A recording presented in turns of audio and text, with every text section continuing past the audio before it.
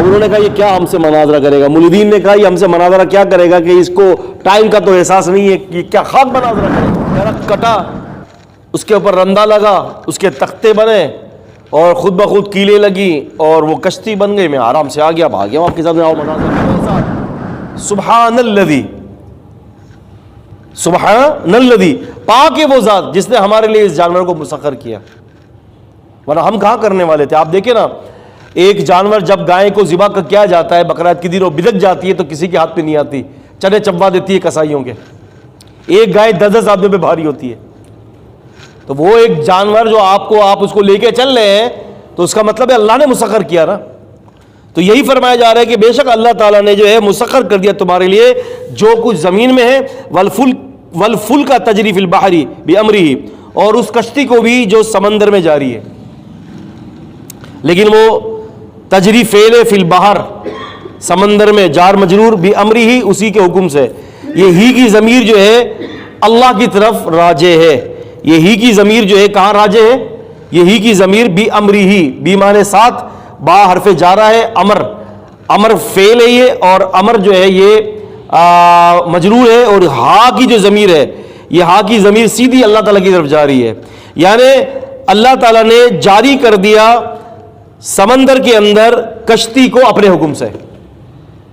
پتہ چلا کہ کشتی سمندر کے اندر آپ جب چلاتے ہیں تو وہ کشتی پانی کے اندر نہیں جاتی، اللہ تعالیٰ نے یہ کام آپ کے لیے کیا ہے، ورنہ تو کوئی چیز ایسی نہ ہو جو ڈوبے گا۔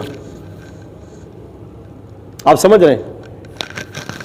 ایک دفعہ امام ابو حنیفہ رحمۃ اللہ علیہ کا نا مناظرہ ہوا، ایک دفعہ امام ابو حنیفہ رحمۃ اللہ علیہ کا مناظرہ ہوا مریدوں سے، اور موضوع کیا تھا؟ اللہ تعالیٰ کا وجود۔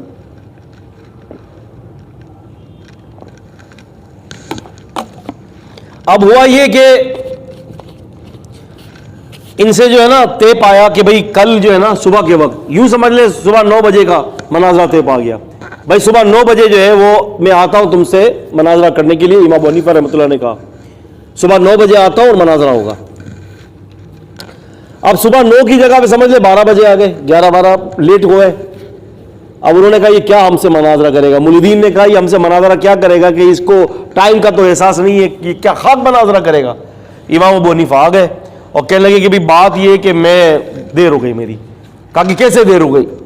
کہا کہ وہ اچانک جو ہے وہ میرے اور آپ کے یہاں آنے میں ایک نہر پڑتی ہے، وہ نہر جو ہے نا اس کے اندر پانی کی طغیانی ہو گئی، اور ممکن ہی تھا کہ میں پار کر کے آؤں۔ میں بیٹھا ہوا تھا کنارے پر، لیکن میں نے دیکھا کہ وہاں پر ایک درخت تھا، درخت کٹا، اس کے اوپر رندا لگا، اس کے تختے بنے اور خود بخود کیلیں لگی اور وہ کشتی بن گئی، میں آرام سے آ گیا، بھاگ گیا آپ کے سامنے، آؤ مناظرہ کر لو۔